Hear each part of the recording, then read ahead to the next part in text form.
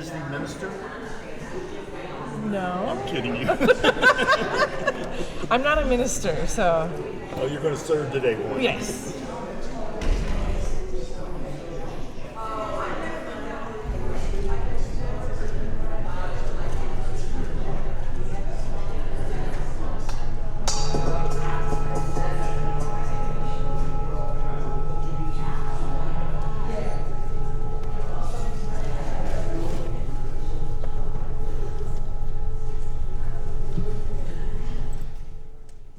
Good morning.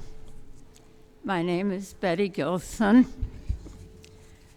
I'm your lay worship leader today. I warmly welcome you to First Parish Unitarian Universalist Church in Bridgewater. This week, Claire Carl Mueller is leading our service. Claire is the movement building director of UU Mass Action.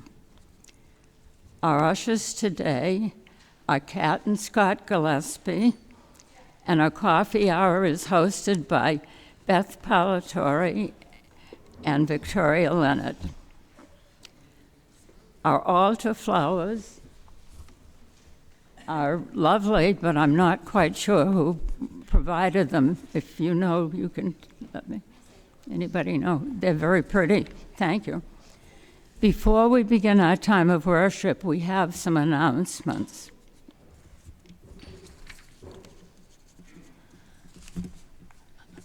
Looking for a group of fun, friendly people to have Thanksgiving dinner with? Join the fun right here at First Parish. Bring a dish or two, and like magic, a feast will appear. Susan Irish is in charge of keeping track of who's bringing what, so see her at coffee hour. And if she isn't here, talk to Denise and let them know what you're bringing. November 16th, which was last week, and 23rd, a special extra Kids in the Kitchen will be held on November 30th for the RE group contribution to the holiday fair. And if you've had some of their good cookies and things, you know they're going to be making something really great. Ginger, do you still have an announcement, or is that from last week? Yeah. Okay. All right. That must be from last week, I guess. All right, thank you.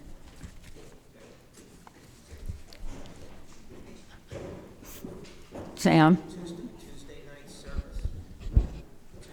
Oh, of course, that should be here, yes. Thank you, Sam.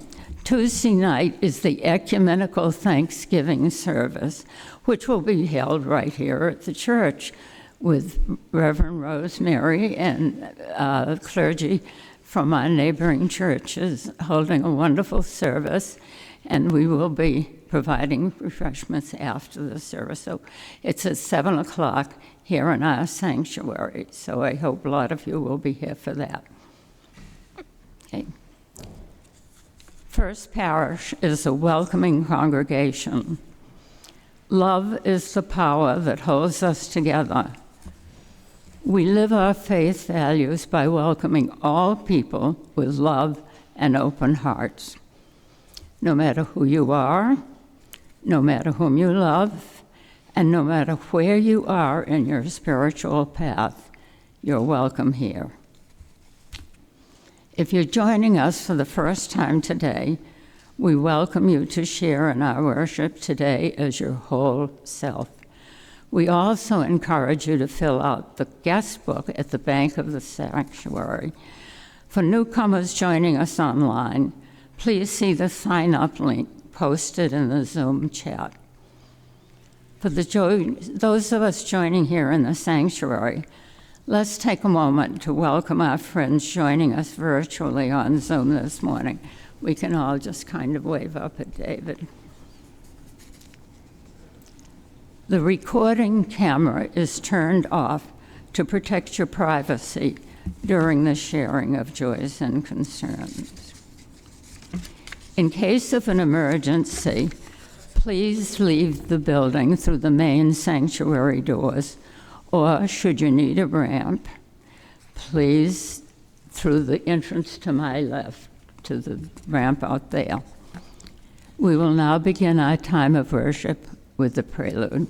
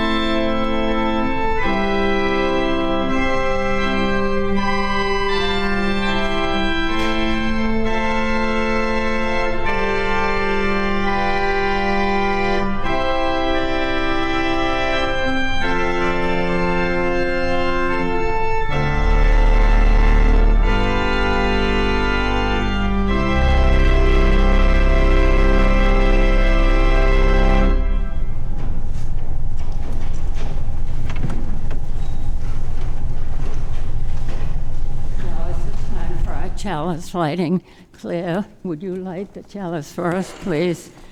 Join with me. We light our chalice to mark the sacred hour as we gather in this beautiful historic sanctuary, both in body and spirit.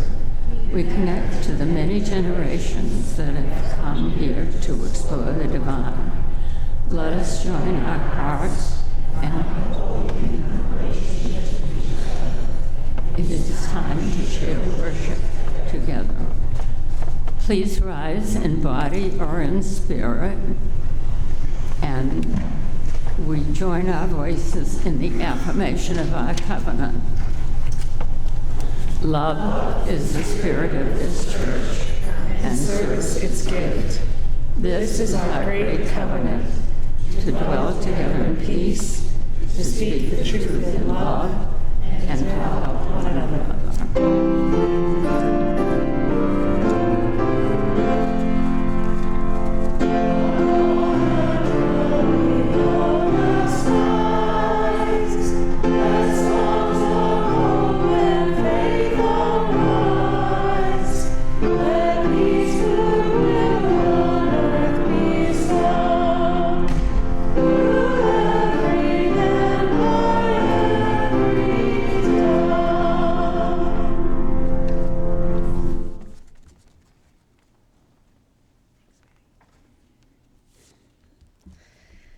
There is too much beauty in this world to give up on it yet. And it's always too soon to surrender to cynicism. Bring your doubt, your skepticism, your downright confusion, even your bitterness. But in the midst of all of these, in the center, wrap your tender fingers around that still bright thread of hope. Feel in your heart that still steady hunger for something more.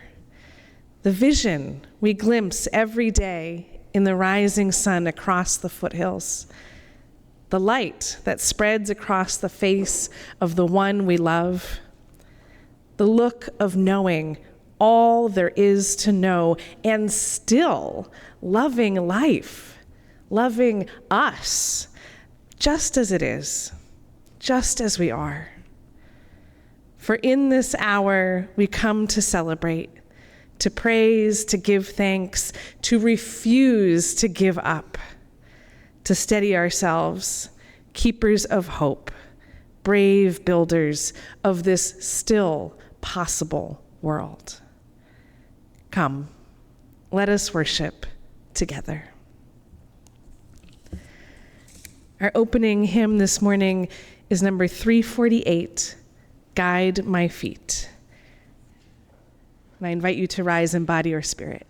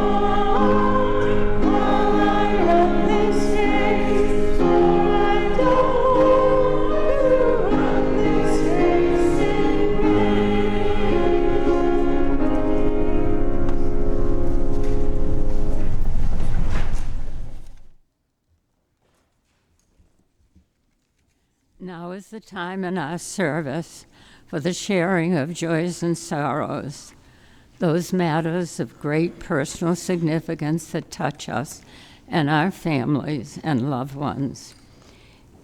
If you have a joy or sorrow, please come to the front to light a candle. Please share fully, but briefly, into the microphone so that all may hear you. You may choose to light your candle in silence. Online participants are invited to share by typing your joys and sorrows in the chat. A volunteer in the sanctuary will read them aloud.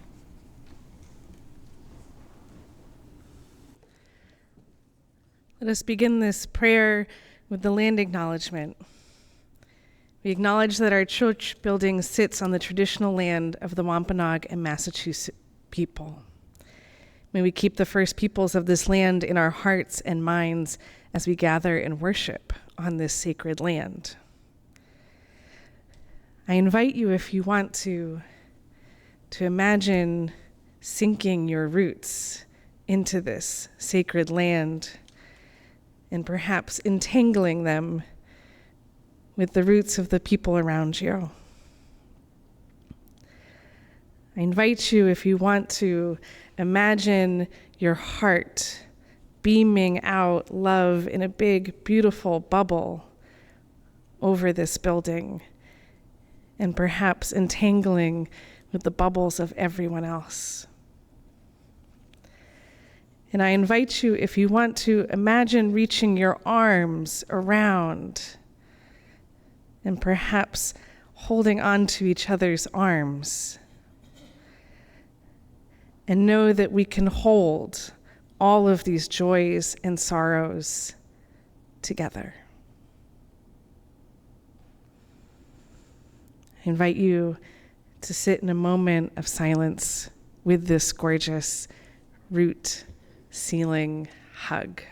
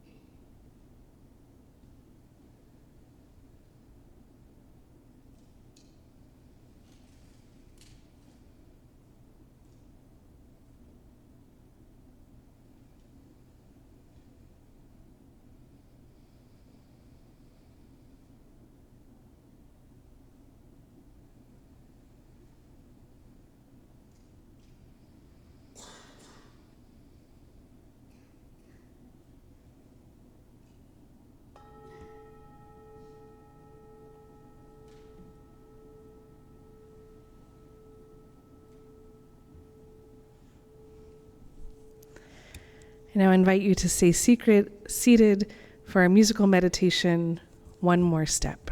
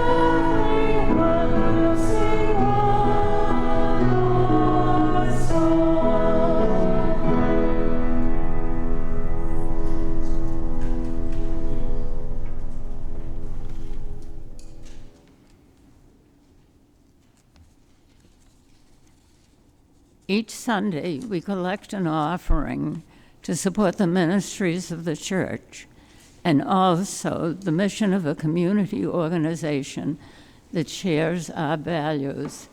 This month, contributions to our collection plate are being shared with Guest at Your Table, a special project of the UUSC.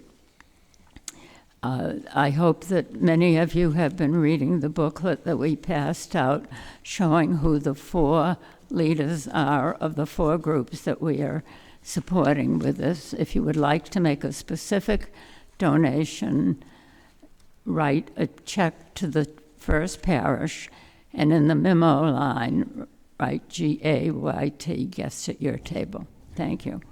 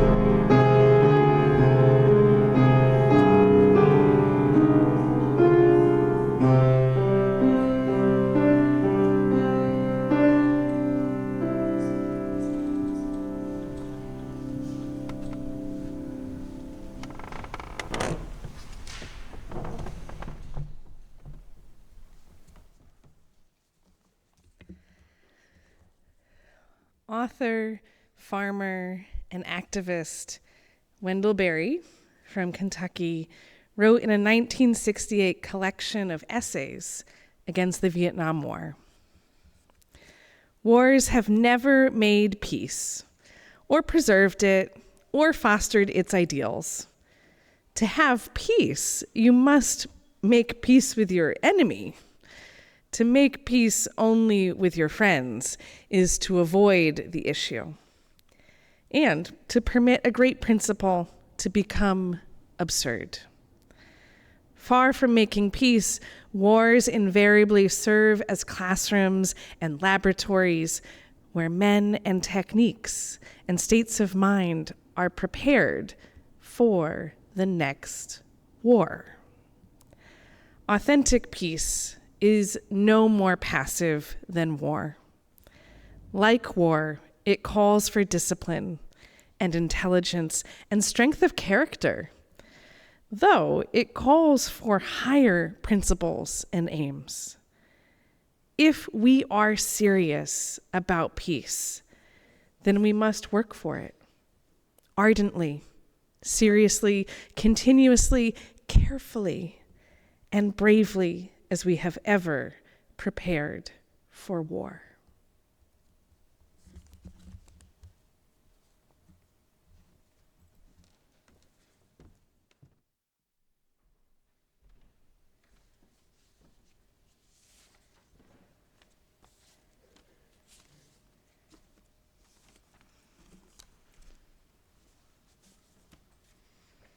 Good morning. As introduced, my name is Claire Carl, but I also, as a non-binary human, have flexible first names. So you can call me Claire Carl, Carl Claire, Carl, Claire. Any of the 4 versions works, just no nicknames. And I use they, them pronouns. I'm the movement building director at UU Mass Action.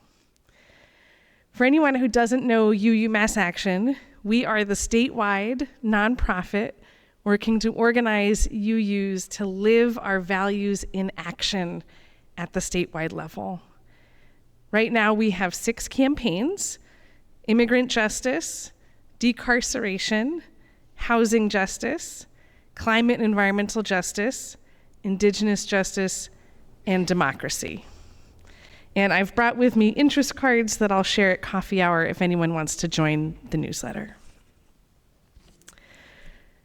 Thank you so much for the invitation to be here. This year, politics have gotten quite interesting, shall we say. It's a time of transformation. There's increased repression and increased solidarity. And this morning, I want to connect about grounding into this moment with our values and having a political home to deal with that. To get there, I want to share with you words from a song by Lila June that I keep circling back to over and over. Lila June is an indigenous musician, scholar, community organizer of Dene, Cheyenne, and European lineages. And her voice intros the song with these 9 sentences. In our old societies, the greatest honor and bravery was bestowed to those who gave their lives, not those who took lives. In what ways might we give our lives to this war? In what ways might we dedicate our time and energy to the children, the women, the elders? Yes, it is a battle of sorts, but not a physical one. Not of physical might. No, this is a battle of spiritual fortitude, where the deepest love and compassion are the only source of true and lasting victory. There will be no winning in a game where even one person loses. The only victory comes from lifting up all beings, all relations, and the only weapons we may use are truth, faith, and love. There's just layers and layers and layers in this, short intro that gets me every time. The first is that energetic difference between giving versus taking. Now, I'm not a minister, and I only came to UU Mass Action 5 years ago. I come from an organizing background on climate change. And in the climate environmental world, we fight toxics, we fight the oil companies, we fight the gas companies. And these days, we fight the billionaires and the oligarchs and the would-be kings. It's kind of exhausting. Right? To always have this fighting stance. This quote from Lila June has me wondering, what would it look like, feel like, be like to have a healing, loving orientation? I remember feeling this during the height of the pandemic when the, propaganda around COVID was, we were gonna fight COVID. It's like, it's literally an illness, y'all. Like, what if we said we're gonna heal COVID? But no, right? In the US in this day and age, everything's a fight. What would we be like now if we had collectively said we were healing during that time? Would we be less traumatized? What would these campaigns, these efforts look like if we said we were working to heal the climate, heal the oil companies, the gas companies of their greed, sickness, heal the billionaires, oligarchs, and would-be kings of their power, sickness? Perhaps that's what trauma-informed activism looks like. It reminds me of the story of the Wendigo. If you've never heard the Wendigo story, it comes from Native Americans throughout the Northeast woodland cultures. The Wendigo is a creature or an evil spirit that can possess you, particularly in wintertime when things are scarce, and it causes its victims a feeling of insatiable hunger, even the desire to eat other humans. I've heard it said that when European settlers, my ancestors, came to Turtle Island, the original name of this place, some of the native people looked at them and said, "Oh my God, are they possessed by the Wendigo? They just want to take and take and take." They needed a lot of healing. At one of the early unorganized rallies at the Federal Building back in February, when Elon Musk was stealing all of our data, I remember the crowd spontaneously chanting, "Lock him up, lock him up." That's what they used to chant about Hillary, right? And my heart sank a little bit. I'm not interested in taking revenge. And I thought to myself, what would happen if I tried to start a chant that went, "Mandatory therapy, mandatory therapy"? Would people join in? What if that's what our movement was grounded in? Noticing, man, that guy seems really possessed by some evil spirit, and he needs some real deep healing. Lila June goes on to say, there will be no winning in a game where even one person loses. The only victory comes from lifting up all beings, all relations. Whew, that's a high bar, right? That's a really gorgeous but high bar.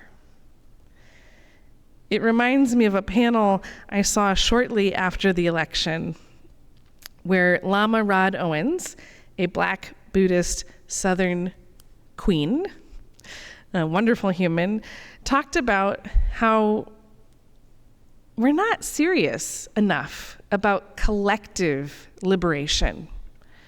It's a kind of jargony phrase that gets thrown around on the left, progressive, whatever you want to call that part of the movement.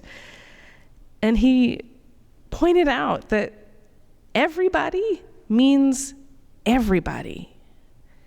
It means we need to have a movement that is working for the liberation not of just us and our friends and the people we like, but also the dictators, the oppressors, the abusers.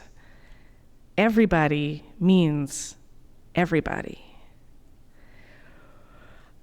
I sometimes struggle to stretch my heart that wide, particularly when those, myself and those I love, are being hurt by those very people. Now, of course, not everybody's on the same team working for the same vision, even if we're striving for a vision that includes liberation for everyone. Historian Nancy McLean wrote a book in 2016 called Democracy in Chains. And in that book, she reveals that there has been a long-term stealth plan to infiltrate the Republican Party and use that to undermine confidence in democracy so that they might, quote, protect capitalism from democracy. Now, maybe this all seems very obvious now, but in 2016, it kind of knocked my socks off. I come from a household, 2 public school teachers, but 1 Republican and 1 Democrat. They used to joke that they canceled each other out, so why bother go voting? And I, on many levels, appreciate both of the ideals of those parties. You know, the debate of, is it big government, is it little government? And when I read this book to find out, oh, there's some group of people that aren't actually having that debate. They're having the let's get rid of democracy and go back to feudalism debate. That's totally different, right? Because, let's be real, under democracy, we would ultimately vote to take the ultra-rich's money and redistribute it for accessible housing, for healthcare, for public transportation, for healthy food, all of these things that we need. And I want to notice that even now, there are Republicans that are on Team Democracy. The late John McCain, Liz Cheney, Mitt Romney. I mean, even Mike Pence was literally trying to count the Electoral College votes when Congress was breached. And so I would like to notice, I'm on Team Democracy. We are on Team Democracy. And that is a vision that is liberatory for everybody. Now, this part always brings to mind a quote I have on the wall of my office by Bayard Rustin. Bayard Rustin was a civil rights leader and a gay man during the March on Washington and beyond. And he said this: loving your enemy is manifest in putting your arms not around the man, but around the social situation, to take back power from those who misuse it, at which point they become human too. I just love that, because I'm not interested in hugging our oppressor, but I am interested in mandatory therapy for them and taking back the power so that we continue with liberatory policies, right? Think about desegregation, equal marriage, healthcare for all, access to reproductive justice. All of these are liberatory policies that movements put their arms around the social situation, passed into law, so that everyone could be human. Loving your enemy isn't about being nice, but it is about being kind. It's about seeing that your opponent, our opponent, is possessed by a Wendigo. Now, the last part of Lila June's verse closes with these words: the only weapons we may use are truth, faith, and love. In this moment, I can't imagine 3 better choices. We're living in the world of untruth, right? We need a lot more truth. We need faith in each other and who we are, and we need so much love. And it doesn't have to be straight political work either. It doesn't have to be a standout where you bring your truth, faith, and love. Anywhere in this world that you are adding to truth, faith, and love is helping the movement. And so I want to take a moment to just sink into that and notice that each of us is helping contribute to this transformational moment as we go deeper and further to emerge as a democracy that works for all.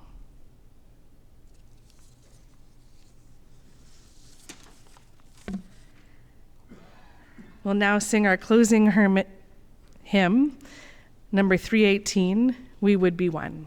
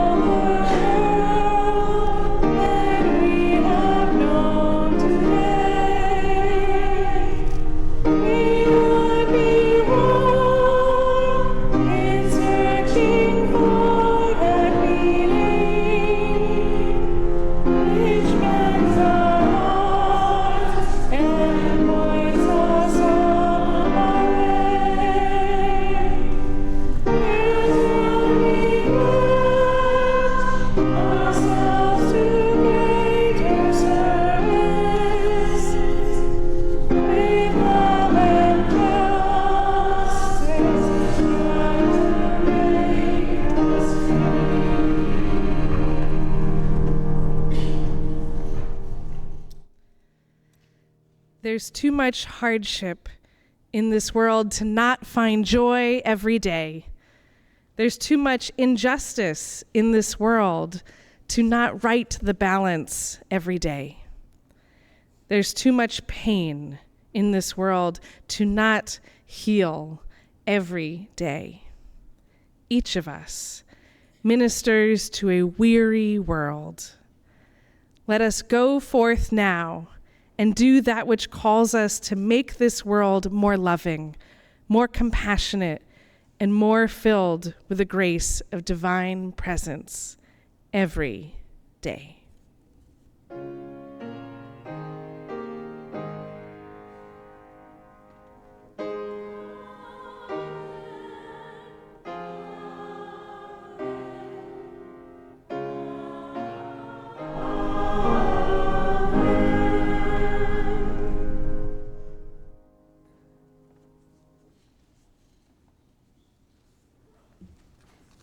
Would you please extinguish the candle for us, and we'll join in our extinguishing. We extinguish this flame, but not the light of truth, the warmth of community, the fire of commitment. These we carry in our hearts until we are together again.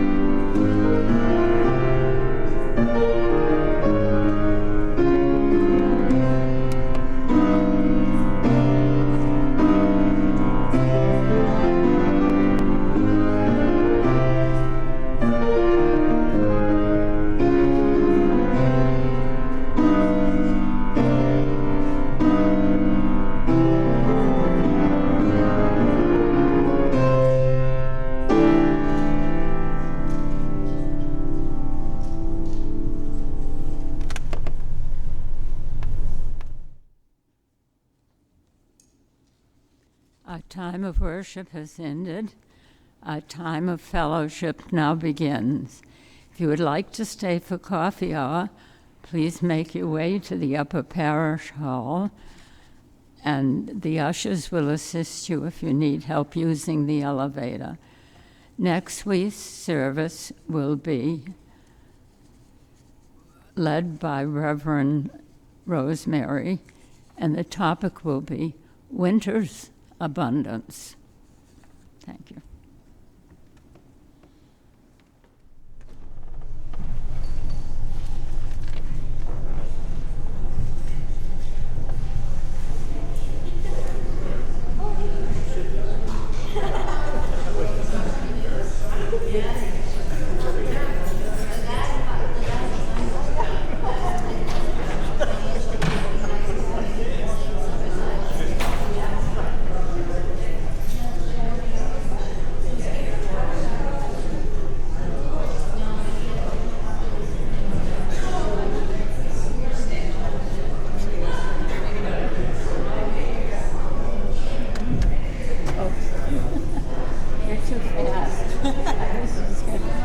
Oh, I've tried that. It takes too long.